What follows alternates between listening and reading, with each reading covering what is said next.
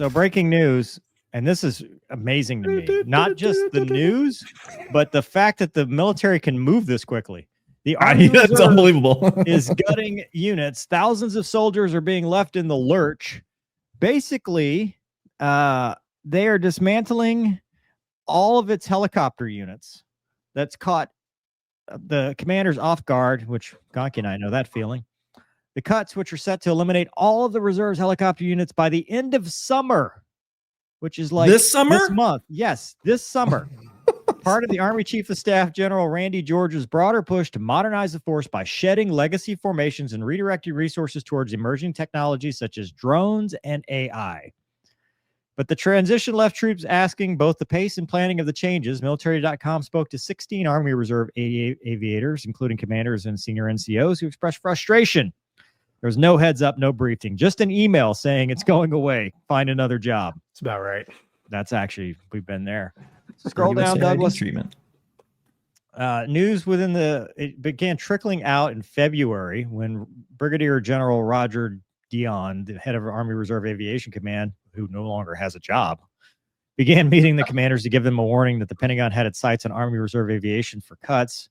This is whirlwind fast for government work, one aviator noted. Some reserve units are now working to find alternative roles for their pilots and full-time personnel, including placement with federal agents such as CBP.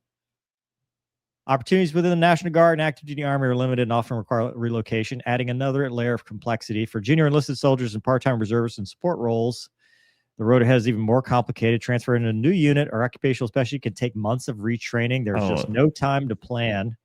That's insane. The opportunity to continue their service in other units where the skills can be utilized is what the opportunity they have. So it's 4,600 soldiers, including fixed-wing helicopter units, make up the lion's share in California, Washington, Texas, Kansas, Colorado, Florida, South Carolina, North Carolina, New Jersey, and Kentucky. It's not easy, and some people don't want to go to the Guard. And some of them have to pay back their enlistment bonuses if they just quit. Yeah, we were told if we got that, we'd have to do that. So anyway, and then lawmakers were like, what the hell? There was, I think, what's his name's brother was asking what the hell. Luttrell was asking on Hill why the Texas base formation, because they do Hurricane Harvey support and our hurricane support. Yeah, Morgan Luttrell.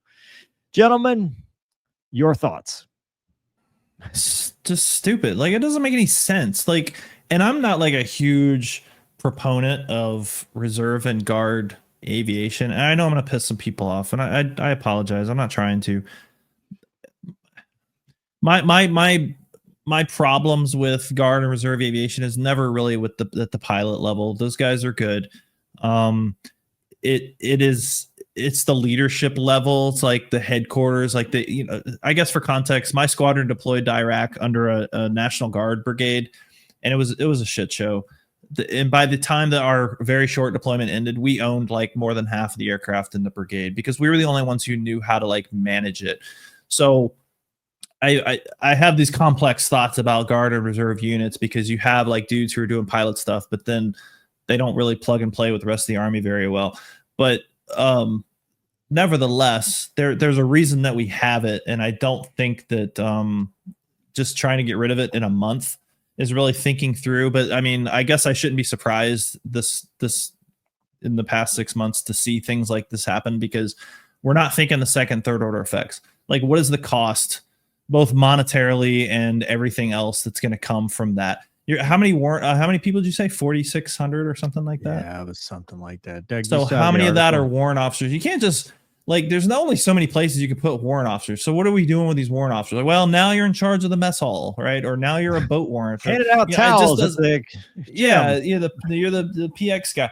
And I just don't understand like who thought through like how that's going to happen. And even if you said like, it's going to happen 3 years from now. Okay, cool. Now we can build a way forward and we can start doing that. Cause yeah, you got to transition these people to do stuff. But to say that you're going to do it basically in a month and a half just doesn't even make sense. So I'm sorry that they got the USAID treatment, but it's going to be a shit show. Gonky. Yeah. I mean, I understand the intent. And, I think the intent is that we always talk about we can't afford the military we want. But I agree with Casmo. It's like, I mean, they don't have to show anybody, but I wouldn't mind looking at the timeline of events and, like you said, Casmo, the planning. I mean, because one thing that nobody ever puts a price on is what did it cost to train the 4,600 Yes. warrant officers and not all that personnel, dude.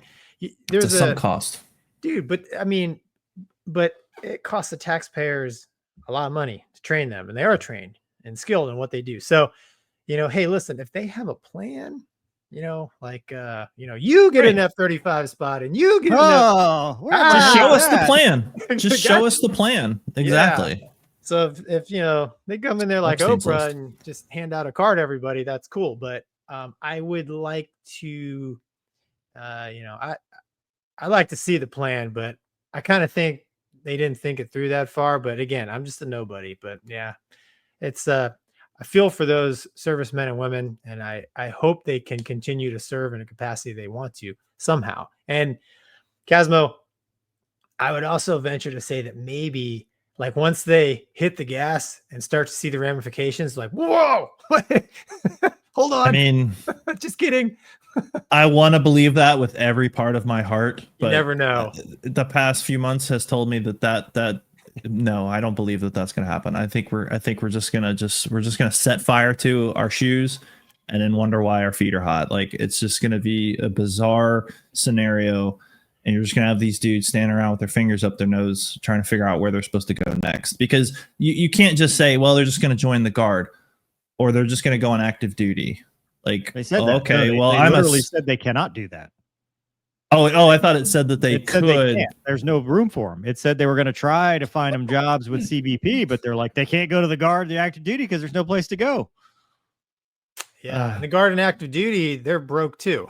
Like, wait, we can't pay these people. What are you talking about? I'm curious how this is legal, because I thought for major stuff like this, you needed a BRAC. When does that stop us?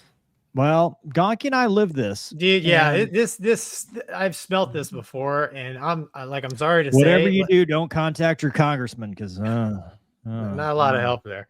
Yeah, I mean, Casmo, this is like real similar to kind of what happened to Mover and I, and we had a lot of very, very senior people promise us F-35. You want a Raptor? Gonky, you want to fly Hornets again? Fly whatever you want. Yeah, we'll make it happen. Yeah. Oh, you're still here? Yeah, exactly. So it's shitty. Yeah. Look, dude. I mean, and that was what, 2 years ago? How many years ago? 3 years ago? 2019. Well, they finally shut it down. Yeah. Oh, they shut it. So for us, it was a hurricane followed by a divestiture of a mission. Yeah. And that lasted from the decision to 2022. But when we shut the door. So it was 3 years ago. Yeah. And during that time, they promised us jobs. They promised to take care of us. They even put a job czar on orders to help us find jobs. Sure did. And then they blacklisted us from all the jobs. Yeah. And then at the end, they said, you're fired. And good luck finding a job. Yeah, dude. I mean, when they got rid of the Kiowa, it was kind of the same, same way. So I get it.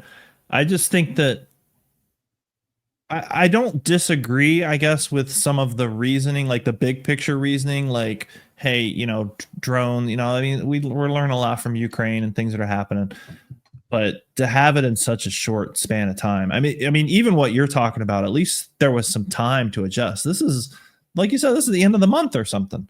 Yeah, this is one pay period. I mean, it's what do you do? You can't even get a 1288. Like, you can't get the transfer paperwork done in that amount of time. But Casmo, I have a question, because especially on something you were talking about for us, and this is why I think it's a little bit harder for me to fathom, because something you touched on, Navy Reserve and Air Force Reserve, more specifically the Air Force Reserve, is the experience. So the Air Force Reserve has, to its credit, positioned itself such that interoperability with the active duty is almost like a guarantee. In fact, they rely on us for the experience, because you got the continuity with the maintainers that don't go anywhere, that have been doing this for a long time. Like, the jets are pristine. Like, you get a better quality product. And I've noticed this before it seems that regular Army kind of looks down on the Guard and Reserve. It's not the same relationship. It just Yeah. isn't. And I don't necessarily know why. I don't think, I mean, it seems to me, and you can tell me if I'm right or wrong, but it seems to me that more guys kind of transition over to the Reserve in the Air Force and Navy from active duty kind of earlier in their career, or they start out, or they're Reserve or they babies. start out there. And as time. you said, like, you guys are used more at its full capacity, like doing training events or even just national defense type stuff. Like, that just doesn't seem to happen as much in the Guard. And again, I know I'm going to piss people off, and I'm sorry, but I go back to when the Apache, when the Army was like, we're going to take all the Apaches out of the Guard and we're going to pull them all in active duty. And that was alongside with getting rid of the Kiowa, because basically the Army also didn't plan ahead and was like, oh, we don't have enough airplanes, so let's just take all these Apaches from the Guard. And then the Guard put up a big fight about it. My argument to the Guard was like, okay, you're probably not doing a lot of collective training in the Guard. Like, and I know enough Guard guys to know that I'm not wrong. Like, you're not doing 4-ship attacks on deep targets and things like that. You're flying around. And as one guy told me one time, he says, some people have 1,000 hours and some people have the same hour 1,000 times. And so I don't know that we necessarily always have, I'm trying to like be very careful how I say things. I don't know that we have that same trust fund. They're certainly there. Those guys exist. You have like those really high time, like been there, done that, got the t-shirt kind of dudes. But then you also have those dudes that I joined the Guard 25 years ago and I've only flown in Idaho or, or whatever, whatever the case may be. And so it just isn't the same. I agree with you that it's just not the same. But my point more wasn't so much the Reserve or the brain trust of the capability of the pilots. Again, it was just like at the organizational level. It's like you got all these helicopters, you don't know what to do with them because you're used to putting out onesies and twosies. You're not used to doing large scale air assaults and doing all this stuff. And again, I was a OC at the JRTC, the Joint Readiness Training Center. I saw Guard units come through. I sat in the tent with them. They struggled with doing large, complex operations, not because they were stupid people, but because they didn't get to practice them. They didn't get to do them. Yeah. And so that's why I say, like, I don't shed a huge tear. I shed a tear for these people having to deal with this being like that. If it was like 3 years from now and you had like a real plan, cool, man, party on. It's your money. You got to spend it. So I'm just amazed that the government can move that fast to do anything. Well, can it? Well, that's the question. A month from now, we'll be talking about this again. Yeah. I mean, you bring up a good point, Casmo, about if it was a 3-year plan. And dude, that's on Army Reserve leadership. I mean, yeah. I mean, like the PERS 43 video, it's all about trust, right? So if the soldiers, sailors, airmen, Marines, whatever, don't trust leadership, you have a real problem. And dude, what do you think within the Army, what kind of signals is going to send? Right.